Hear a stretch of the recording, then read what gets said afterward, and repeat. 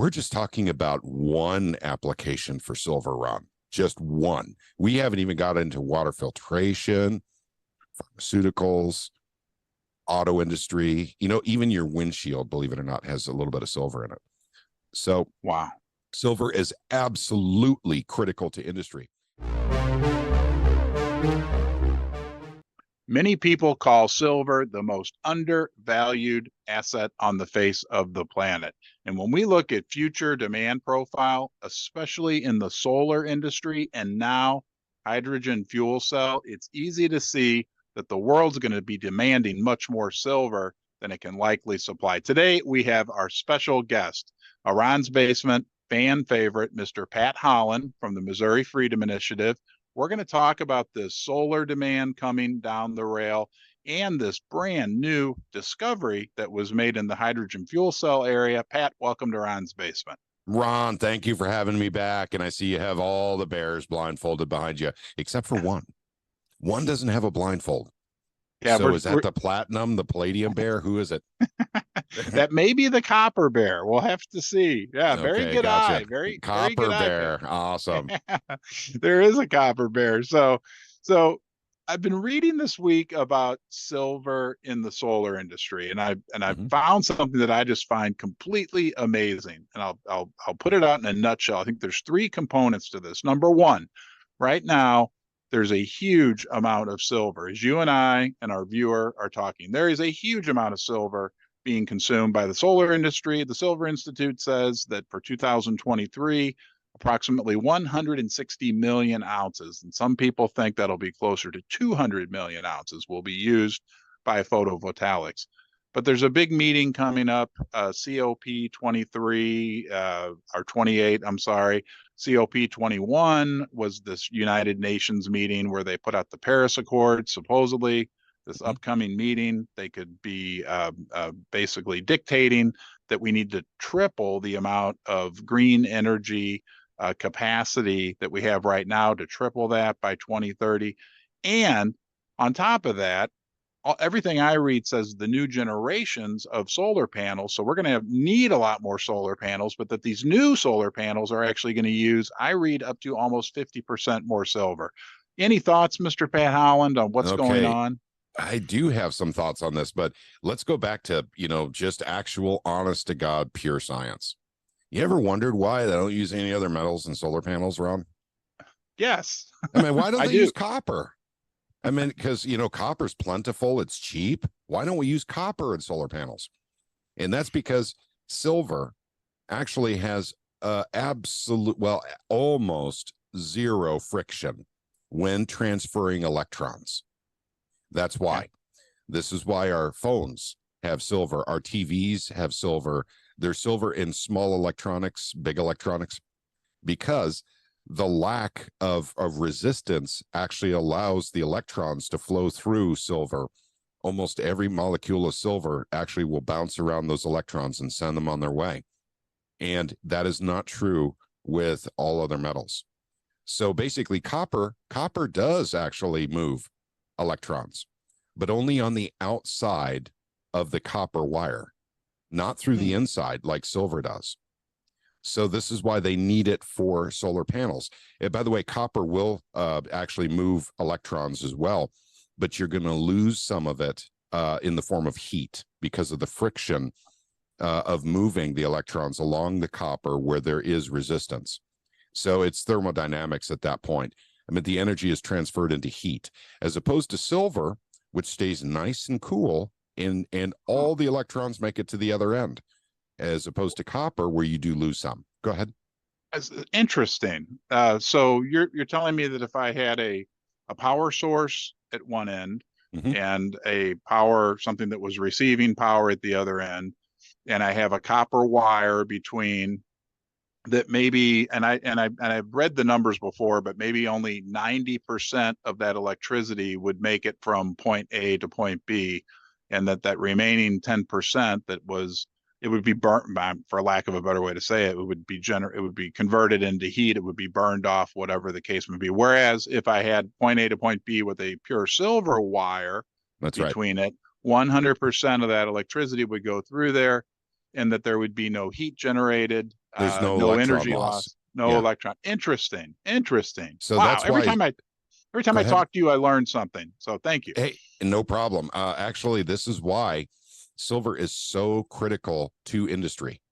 Because, Ron, if you had copper in your cell phone, making up the circuits of your cell phone, you would have to have some kind of passive or active cooling of the electronics of the cell phone. By the way, your cell phone does get warm, but that has to do with basically the battery itself getting warm and the screen generating heat. So it has nothing to do with the printed circuit board in your phone that's transferring the electrons. That itself is not heating up. So, that's why. And same thing with your televisions. Basically, if they made copper, circuitry on your TVs, you would have to have active cooling, especially on the big TVs, because you have that much more copper going, to 70 inches of, high definition goodness, right? And so, basically they use silver in those TVs in very small quantities. And because every molecule of the silver will interact with the electrons, they can use significantly less. They can make the circuits actually thinner, smaller, more, because they're so much more efficient. And so and we're just talking about one application for silver, Ron, just one. We haven't even got into water filtration, pharmaceuticals, auto industry, even your windshield, believe it or not, has a little bit of silver in it. So wow, silver is absolutely critical to industry. Now, what you're talking about with the solar panels, they're trying to make solar panels more efficient. You actually, because actually, and once again, this is not a diss on alternative forms of energy, because I'm actually a fan of solar panels. I'm not so much a fan of wind turbines, because you're just never going to get the electricity, per dollar out of it that you spend on that wind turbine. That's a very bad, and I don't know if it's profit or if it's their true cost. The maintenance costs are very high for those wind turbines, but solar panels, actually, kind of fit a niche. They fit a need. So I want to say publicly that I am not dissing alternative energies when I say stuff like this, but you just can't compete with oil, with anything we've found, alternatively, with one exception, and that is because of the cost of drilling it out of the earth, which is hydroelectric. Hydroelectric is by far the most efficient way to develop energy out of any other way we've ever found before. And I know people are going to say, nonsense, Pat. Have you looked into 0 point energy? Yes, I have. Since we are not using it, I don't consider it. But hydroelectric is the best way to go if you can do it. But solar panels are pretty cool. And yes, they're going to be apparently needing more silver for solar panels. Yeah, it seems like every time I turn around, when I hear anything mentioned about green energy, it always has some large silver component built into it. What about this hydrogen fuel cell technology? Now, I'm not an expert in it. I've just really started to dig in, but apparently, let me read this to you. This comes from our mutual acquaintance and friend, John Little. Said researchers at the SLAC, the National Accelerator Lab, Stanford University, and Toyota Motor Company are revolutionizing hydrogen fuel cells by substituting costly platinum group metals with more economic silver. So I dug in a little bit last night, and actually they are selling hydrogen fuel cell cars, in California right now. And the big knock on that hydrogen fuel cell technology was always that it needed so much platinum. But apparently there's this breakthrough that's been discovered where they can, once again, when they find a new metal that they can use, it's our friend silver. If you're looking to buy gold, silver, or platinum, do yourself a favor and check out Pimbex, the online precious metals bullion dealer and sponsor of Ron's Basement. I was a happy customer before they offered to support the channel. You'll find they have the best prices, quality, and service. I think Pimbex is best, and you will too. And be sure to tell them that you're from Ron's Basement. Once again, I'm not dissing, any of these new techs, because these are really cool. I do like this. The reason why hydrogen fuel cell cars have not been a thing is because some people are afraid. It's like, well, you're running on hydrogen, and you are with a hydrogen fuel cell. Hydrogen is the power source. And they equate, a car accident to a small thermonuclear explosion in the middle of your city. That just, it doesn't work that way. So, but at any rate, yes, that technology has been around for a long, long time. We went to the moon, or supposedly went to the moon, depending on, which side of, the aisle you're on that, or which camp you're in. We went there with hydrogen fuel cells. And that's literally the tech that they used to actually get us to the moon and get us back again. And that was the only way they could do it. This wasn't a solar powered operation. They didn't have any way to, basically turn turbines with anything from natural gas to oil to coal or water. They had to have hydrogen fuel cells. And that's the tech that it's tried and true, whether irregardless of whether or not you decide we've gone to the moon. Hydrogen fuel cells are definitely a good power source. And it's something that we're going to have to look more into in the future for sure. Yes, I agree with that. So pardon my lack of knowledge, but the hydrogen fuel cell, does it generate electricity that is then used to power, like in the case of a car, an electric motor? That was my level of understanding. Pretty much. You can power, so you generate electricity with it. So you can charge batteries with it. Like, for instance, the car may actually still run on a battery, but the battery is being recharged by a hydrogen fuel cell per se. And once again, I don't know, because I'm not familiar with how they're doing cars with these. I do know, just because of, I'm a nerd, and I really got into, the whole go to the moon thing, even though I missed, I was born in 71, so I don't remember it. I'm going back to the archives here. But that tech was exactly how they, got us to the moon. And that tech has been used in many other applications as well. If you remember, 1951 World's Fair, 52, people can fact check me on this. It might be 1953. There was the man that had a car at the World's Fair that ran on water. Now, we know cars can run on water right now. They're in India. They actually use them. I don't know how far the tech has been developed, but the last time I read about it was less than 10 years ago, and these cars could go up to 35 miles an hour. So maybe it's the same tech. Maybe it's a hydrogen fuel cell, basically that's actually powering the car. But any way you slice it, silver is going to be a part of every solution that we have going forward, trying to get away from oil. I mean, you can actually draw delineated lines. Every tech, it seems like, that we need to actually keep our civilization and our society, right now, depends on silver. Anything we do to get away from oil and coal and, natural gas, fossil fuels, as they call them, requires a lot more silver, more than we use in our existing civilization anyway. So I think we can use that as kind of a baseline going forward. Anytime we want to get away from fossil fuels, we need more silver. Yeah, it feels that way, right? Every time you turn around, you hear about a new technology, and somehow silver's, I mean, even in the last few weeks, I've been seeing articles about the whole AI revolution. And, oh, by the way, we're going to need more silver because all these chips that need to be manufactured, and we're just at the beginning phases of what could be, a massive increase in the number of chips being produced. They all need a lot of silver. And I really appreciate what you said about copper, and taught myself, and we're all nerds, Pat, and me, you, and the people that are joining us right now. We're all kind of tech nerds, I guess you would say, and especially metal nerds. You got me thinking, and I want to get your last comment on this.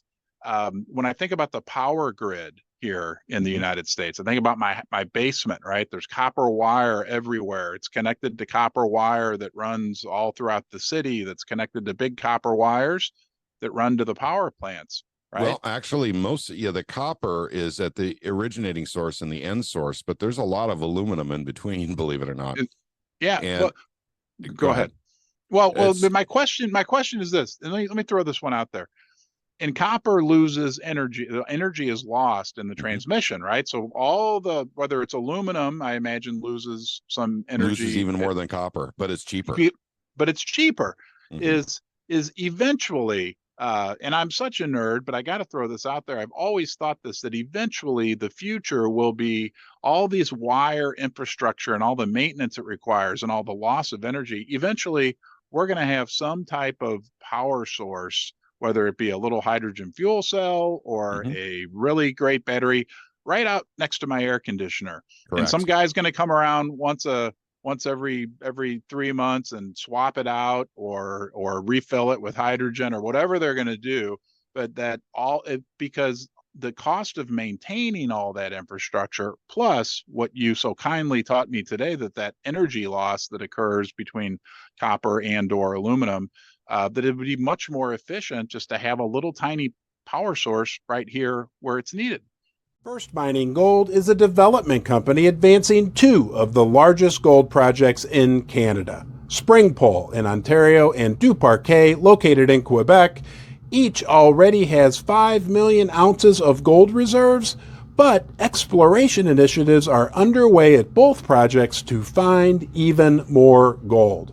First Mining is well financed, has zero debt, and owns an interest in 4 additional Canadian gold development projects. Correct. And actually, that's the fundamental basis of actually going to alternative energies is efficiency.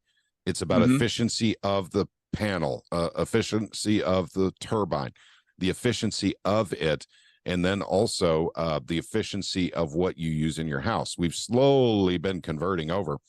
For those who don't know, and I don't want to take this too far, but it's important. There have been quantum leaps in efficiency of some of the appliances. Like, for instance, I remember the refrigerators that were back in the early 70s were incredibly inefficient. And they made a quantum leap in that tech to bring down the energy usage about 50% sometime in the 70s. And the same thing is true of, basically, a whole bunch of different tech that we have in our house. But think of all the LED lights everyone has now versus incandescent. Yeah. Incandescent, there was a lot of heat generated from those bulbs. And that was actually a form of wasted, energy, if you will. LED bulbs get warm too, but nowhere near as hot as incandescents did generally. Yeah. So, but that's the thing is, LED lights don't technically work on 120, or I'm sorry, it's on the wattage side or 120 volts. LEDs work generally on 12.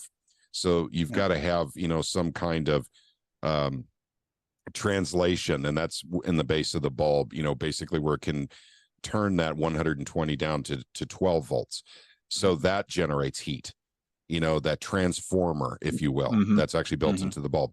But you're right. The world is changing, and it's becoming all about efficiency, how much more efficient we can get with what device, how much more efficiently we can generate electricity, and is it sustainable, basically with silver at $23 or $24 an ounce.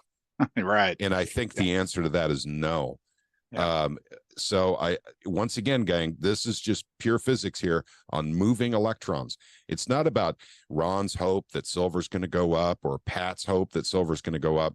It's supply and demand because of high grading mines since 2015. Easily gettable sources of silver are gone. They're just gone. We're going to have to go to the oceans, Ron, at some point and get silver, just to keep up with the demand of this alternative energy system that the world seems to want to go to. Yeah.